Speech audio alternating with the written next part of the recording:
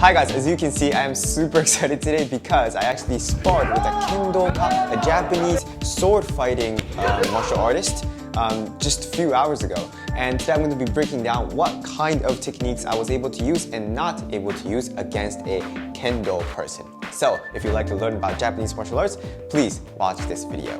Hi guys, I'm Yusuke, karate coach in Japan, and thank you so much for checking out today's video. I actually sparred with two of the kendokas, so let's see how I did, depending on different opponents. The first guy is a sandan, and the next guy is a godan martial artist. Make sure you check out their YouTube channel as well. Let's get started. Alright, let's start with the first fight. He is a sandan kendoka. And yeah, let's see, he has a longer reach than me already. He's taller than me, so let's see what kind of tactics I was able to use and what he was good at. So we did it the karate way, so we bowed to each other, we kamae, and then shobu hajime, battle start.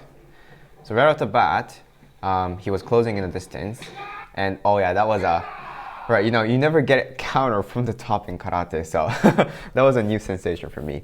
So now I learned that, I have to keep my guard up and I can't go in that easily. So I changed to, using kicks, which was a little bit too far. But he's not used to receiving kicks, so I thought that was one way to, make good use of them.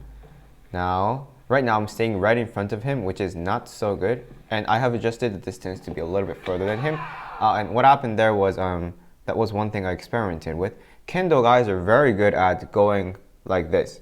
So I thought maybe I should add the sideways movement. So that's what I did here. I think I stepped to the side, ababa, and then, yeah, I stepped to the left first. If you haven't checked out my footwork video, you have to check it out because I covered it there. So yeah, I went 1, 2, bum, bum, and then I tried to go in. But the distance was too far, so it didn't match. However, I was able to evade the first strike, so that's an improvement. What did I do next? So I think I went in because I saw with his face that he wasn't ready. So I just went in, and then I went for the gyakuzuki. Oh, that was a close one. So again, kendo guys are very strong at facing you. So the moment they're like this, you can go in. So that was the the main aim, I think, for this one. This one too. Now the sword is here, okay, on the right side of me, and he's not stable, so I can go in. And then since he was going this way, I matched it with the kick.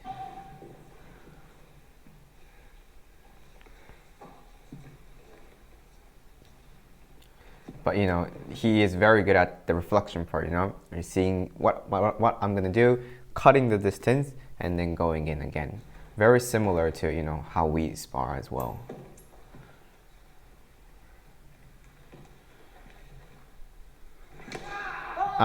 So that one, I actually was able to evade the men.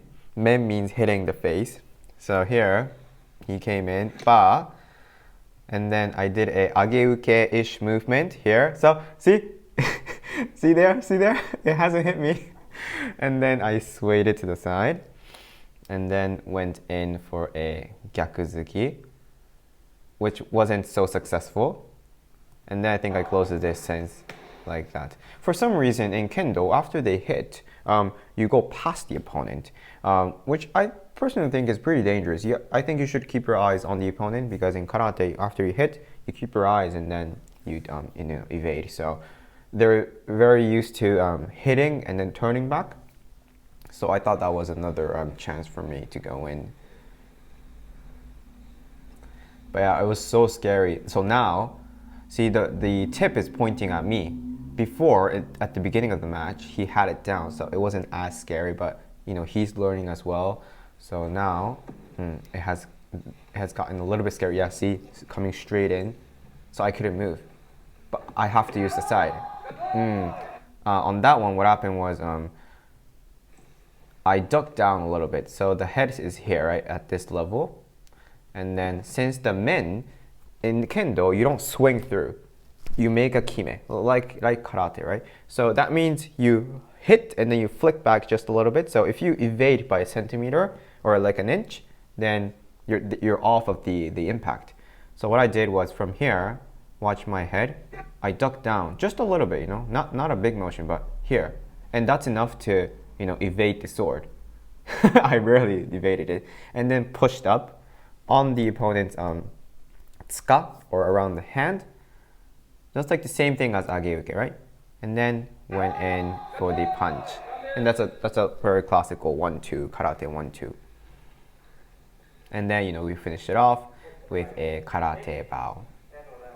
So I just had my first match. My tactics were to stay in the outside, obviously, because the range is further. However, if you stay there for the whole time, it's like waiting for a super fast kizamizuki to come in. So I try my best to use the side and see an opening to go in. But he noticed that halfway, so he kept his tip of the sword at my center the whole time. So what I did was I made the kyo, which is just going from here to just like this to see the reaction, and he seemed to be a little bit surprised. So I went on, off, on, and that's how I went in this time. But yeah, I just can't stay in the same spot. The next time, I'll try my best to change up and down and not just the side. So let's see if something like chudanzuki and then jodanzuki or something like that would work. So chudan, let's give it a try. Also, I provide private and group lessons online, so if you'd like to check that out, please check it out from this link up above. The first week for the group lesson is free, so why don't you give it a try? Let's continue with the video. All right, now we're going to be moving on to the sensei of the previous sandan kendoka. He is a godan, fifth dan kendoka.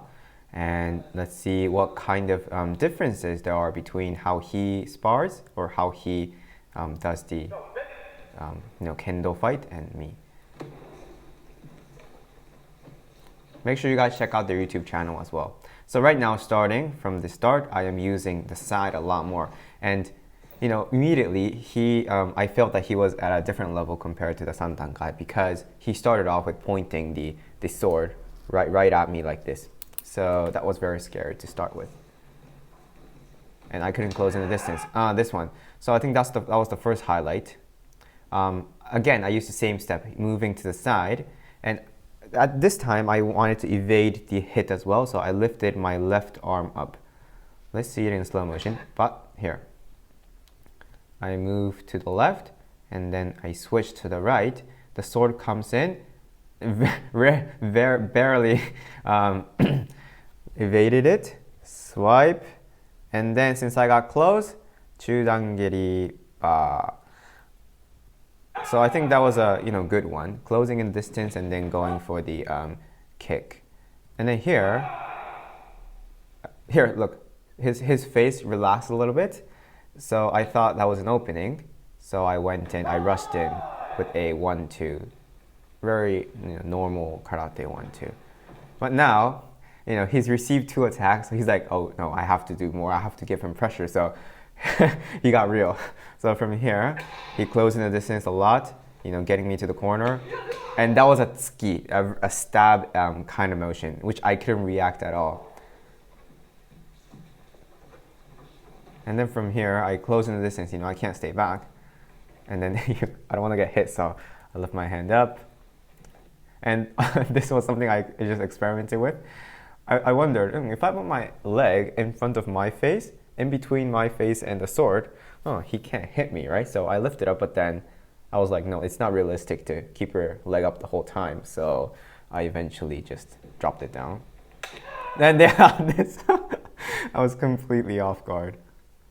In the next 2 episodes, I'm going to be breaking down, or I've experienced their kihon and kata, so please look forward to that video. But the way I learned it, the basics, was placing both hands and striking at the same time. But then, he's a godan, he can do a lot more. So he let go of the right hand and then gained more reach by swinging it with just the left hand, which I didn't react at all. I couldn't move. And look, he's jumping too. I didn't notice that. So that was crazy. And guys, one more very important point. When I was preparing myself for this Kendo karate experience, I just had to let my brain go and let go of anything I knew before. So what I did was I went to Skillshare and checked out different types of martial arts because they have a ton of martial art videos. By watching these videos, I was able to, loosen up my mind and just don't become attached to what I already knew about karate techniques. So this way I was able to come up with new ideas to fight against a Kendo person. They're the sponsor for today's video, and yeah, if you click on the link down below in my description, you get a 1-month free trial, which is extended from their usual trial period. So please check it out, see if you like it. I'm sure you're gonna find it useful because they have long, very in-depth tutorial videos out there. So just check it out and let me know if you like it or not.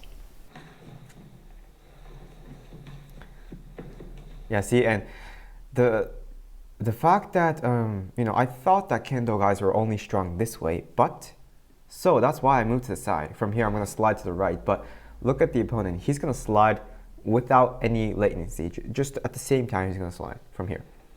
So I think, that shows that he is at a very high level. So that was the same timing, After the attack comes, the head ducked down, so I was like, I have to kick. So I went for the kick, which is slipped.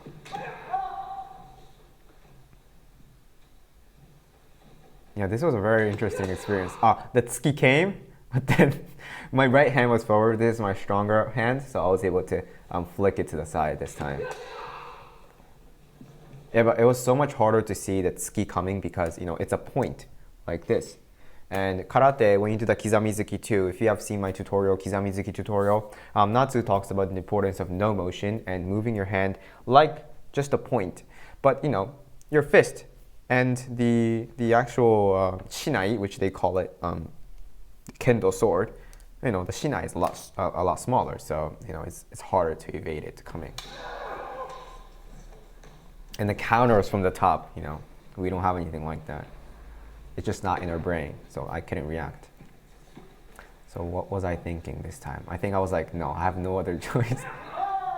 So yeah, I think in the 2 matches, the things I learned were going in, ducking, pushing with the front hand, and then jamming a punch in. So that was my lesson for this match. And then again, we ended with a karate ending.僕最後